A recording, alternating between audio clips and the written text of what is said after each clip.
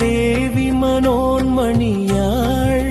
திருப்பாதம் காண எண்ணி தவித்திருந்தேனே ஞானம்மா சரணம் சரணம் என்றே அஞ்ஞானமும் கடந்து அறிவை மிக செலுத்தி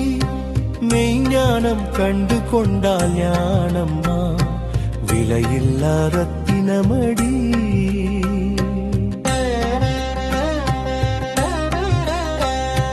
முட்டையுனுள்ளே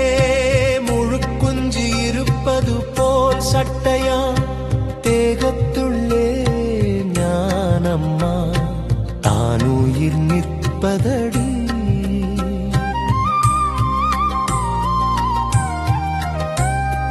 விட்ட குறைவாராமல் மெய்ஞானம் தேராமல் தொட்ட குறையானதனால்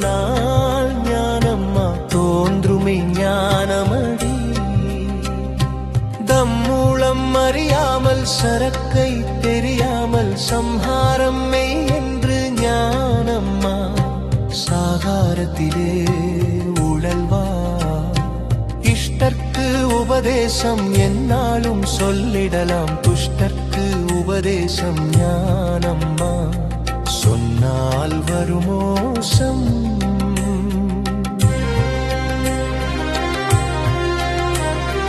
முக்தி பெறுவதற்கும் முதலாய் நினைத்தவர்க்கும் நித்திரையும் விட்டு ஞானம்மா நினைவோடு இருக்கணுமே நினைவை கனவாகவே நீ எண்ணியே பார்க்கில் சினமாய் வரும் எமனும் ஞானம்மா பெண்டனிட்டு போவானே